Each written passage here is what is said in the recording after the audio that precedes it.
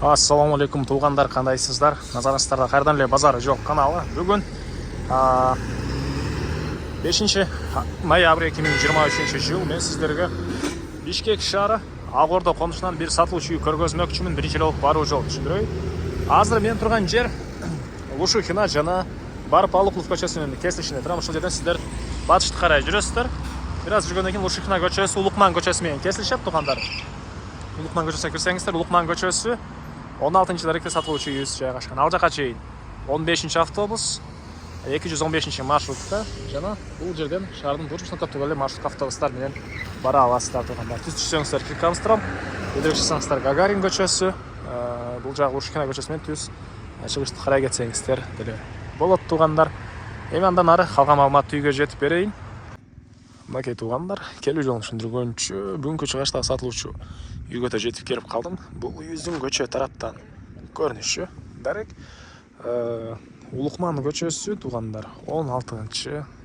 Мынакей Лушухина көчөсүнөн бир аз эле түндүктү карай жүрсөңүздөр оң тарапта жайгашкан. Көчө тараптан көрүп тургансыздардай дарбаза, калиткасы, забор туугандар. Түндүк чек ара мынакей бул жерден башталат. Түштүк чек арасына бул жерге чейин жалпысынан жердин аянты 5 соток. Документтери боюнча техпаспорт, кызыл китеп, бардык документтери жайында алсаңыздар эле сразу өткөрүп беребиз дейт үй ээси туугандар. Анан мынакей бул район, кошуналардын көрүнүшү, кошуналар деле жакшы дейт үй ээси. Тынч, жакшы көчөлөрдүн бири экен. Так. Андан ары дагы эмне маалымат? Көчө тараптан мынакей забордон кийин жолго чейин да мына бактары деле бар экен туугандар. Дагы бир бак эгестерби алсаңыздар деле болот. И мектеп садик боюнча айтсак, садиктер бар. Мектеп болсо түз эле көчө менен чыксаңыздар, Тагайби Гагарина кесилишинде жөө барып келген аралыкта мектеп бар туугандар. Анан канализация, центральный канализация, бирок киргизип алуу керек. Суу, электр энергиясы бар экен туугандар. Андан ары эми сиздерге үйдүн ички тарабын көргөзөйүн, короосун көргөзөйүн. Мынакей бул короосу жердин аянты жана айткандай 5 соток. Үй боюнча айтсак, 11-ге 8,5. Стенасы сырткы тарабы кирпич, ички тарабы бышпаганы кирпич жана 1,5 этаж болгон мондай үй. Өйдөңкү тарабы деле мансартка расчет алынган туугандар. Алды тараптары мондай жасалган. Мынакей бул жакта гүлгө же болбосо азыркыча жүзүм багы да бар экен. Негизинен гүл эксеңиздер деле, бул жүзүм багы туугандар. Жүзүм багы жана гүл эксеңиздер деле болгодай экен бул жагында туугандар. Үйдүн батыш тарабында заборго чейинки аралыкта мына ушундай дагы бош жер, мондай бактар бар туугандар. Андан ары мынакей мондай тепкич менен үйдүн негизги эшигине чыга аласыздар. Төрүндө дагы времянка, дагы мондай бош жерлери. Отопление, паровое отопление, көмүр менен жылган котел. Мына котел бул жакта жайгашкан. Азыр анда видеонун үстүнө көргөзсөм, өрүк бактары, тегеренте забору, мондай жер жемшексеңиздер болгодай жер, жаш бактары бар экен туугандар. Мынакей бул жакта времянка жана эме очокана. Так, сиздерге эми үйдүн ички тарабына көргөзөйүн. Эки тараптан чыккан тепкичтер. Поликарбонат болгон навес. Бул мынакей үйдүн негизги кирүүчү эшиги.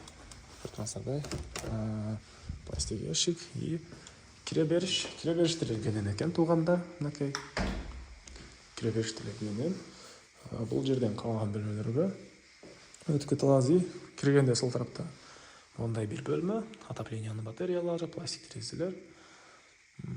Негизинен кухня кылсаңыздар деле болгодай. Бирок кухня туугандар азыркы учурда бул жактагы биринчи этажда бар.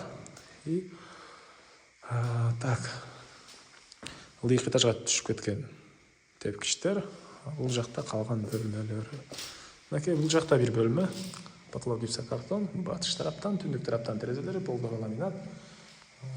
Так, андан ары бул жагында мынакей дагы бир бөлмө. Негизинен балдар бөлмө алсаңыздар эле болгодай экен. Батыш тарабына терезе орнотулган. Так. Жана бул жакта дагы бир бөлмө. Мынакей түндүк тарабынан, чыгыш тараптан терезе, отопление материалдары, полдор ламинат. И мансарт деле 2 бөлмөгө расчет алынган жана ылдый жактагы сиздерге азыр бөлмөнү көргөздөй. Бир жагы этаж, полтора этаждуу үй туугандар. Анан бул этаждын ортосуна монолит коюлган. Этаждын ортосуна монолит. Бул жагында мондай чоң залы, кухонный мебель, мынакей бул жакка орнотуу планы болгон экен туугандар. Мынакей ылдый жагы кафель, катталган эле мондай чоң кафель. Так, форточкалар орнотулган, ушундай чоң зал. Бул жагында ажатканасы өзүнчө бөлмөдө. Душ өзүнчө бөлмөдө. Жайгашкан туугандар. Мен силерге үйдүн сырткы тарабында калган маалыматты берейин. Бул жакта чакан кладовкасы деп кичинтүүндө. Мен кайра салдырчудун коросундамын туугандар. Бул жакта жана айткандай бактар, бош жери, тротуарлар туугандар. Бир времянка, бул жагында очолканасы. Чыгыш жагы бул жерге чейин. Дагы эмне маалыматы? Үйүбүздүн чыгыш тарабынан көрүнүшү. Отопление котелуну көргөзөйүн, андан соң силерге үйдүн баасын айтайын туугандар. Бул жакта көмүрдөн жылтан котел жайгашкан. Үйдүн арты тарабында деле мынакей кошуна менен болгон аралык тышталыптыр. 1 метрден 1,5 метрдей болжол менен. Отопление котелу, көмүрдөн жылтан котел туугандар.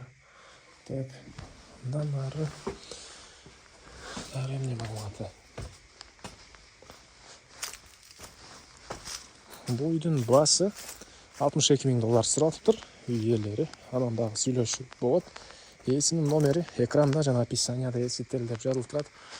Звонок кылып сүйлөшүп көрүңүздөр, сүйлөшүүлөр болот туугандар. Анан достор менен, группалар менен бул видеону сиздер бөлүшсөңүздөр, мага бул үй ээсине чоң жардам берген болосуздар.